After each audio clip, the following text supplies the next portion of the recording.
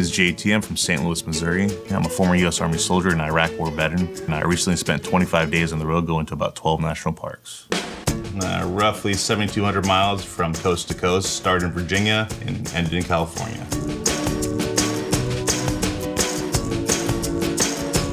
The parks I visited were Shenandoah National Park, Great Falls National Park, Manassas Battlefield, Lincoln Memorial, Big Bend, Carlsbad Caverns, Black Canyon of the Gunnison National Park, Dinosaur National Monument, Yellowstone, Olympic National Park, Mount Rainier, and Redwood National Park. I guess the thought of traveling to the national parks and taking the trip that I did started sometime in late spring. I really kind of wanted to reconnect with who I was before the military and before I started having issues with post-traumatic stress disorder. So in 2000, I joined the U.S. Army. I was in the 82nd Airborne for 4 years down in Fort Bragg, North Carolina. In 2003, I was deployed to Iraq, spent almost a year there, came back, and shortly after I was diagnosed with PTSD. It affects everyone differently. For me, it's just unwanted anxiety, stress, and aggravation in my normal everyday life. A good example of that is going to the grocery store. I try to go in the early mornings or maybe mid-afternoons where I know there's going to be the least amount of people there. The more people I'm around, the more anxious I get. I become hyper-aware, I guess you could say. So I just try to avoid situations that might trigger any negative thoughts or emotions in my everyday life. So I usually just tend to stay at home as much as possible. Over the years, I've researched how other veterans have dealt with the stresses of getting out of the military and then readjusting back into life. And the one common thing that I actually saw was there's a lot of veterans that will go out and explore the national parks. And the more I thought about it, it just seemed like something that could benefit me as well. So I jumped on the internet and started researching the national parks. One of the first things I noticed is that there's over 400 national parks, which is something I had no idea there was. And to top that off, I noticed that in 2016, they're going to be celebrating their centennial anniversary.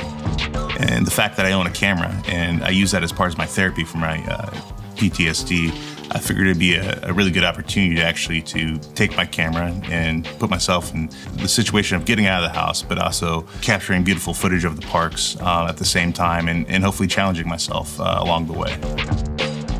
Once I committed to myself in my mind that I was actually going to leave the house, I went ahead and started mapping out where I wanted to take my trip. And I kind of made that coincide with friends and family I haven't seen in a while.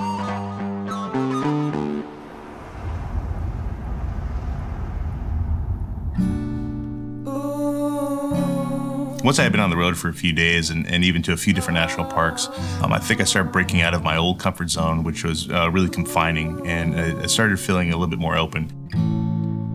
There's different challenges and things that the parks have that kind of open me up and help me push through those barriers.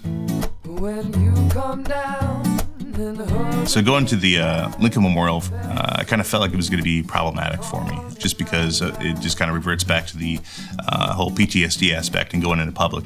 Once I got there, kind of settled in a little bit, I just kind of tried to focus on just getting footage and kind of focus myself on my camera work and what I was doing. It was a beautiful day to get out there, and the sun was out and people were out. It definitely got me anxious, but I'm glad I did it.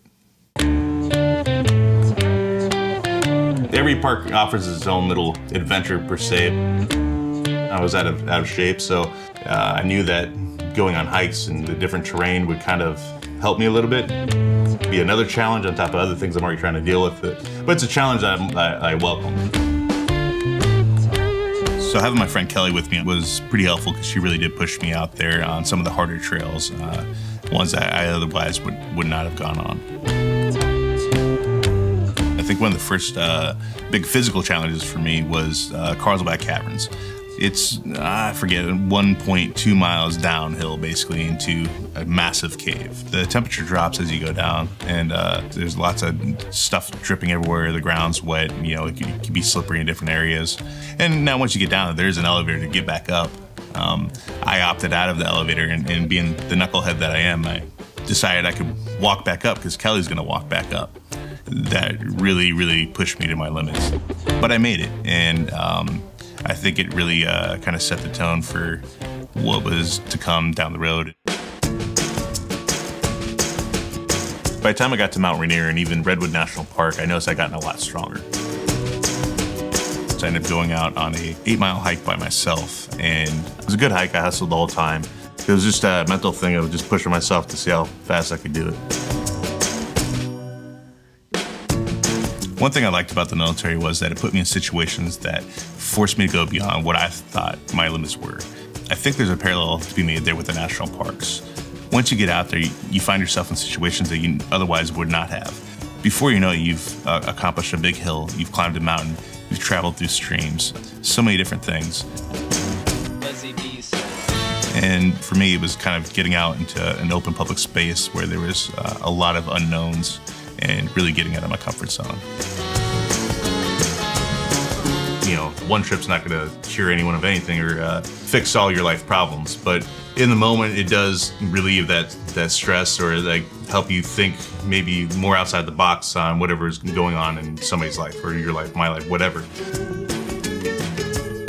As someone that's seen the chaos of war and the tragedy that it brings, I can honestly say the national parks did give me a sense of peace that I really hadn't felt probably since I was a teenager. But that therapy, I think, is not only limited to someone like myself or other veterans, but anyone can experience it. All you have to do is get out there and go visit some national parks.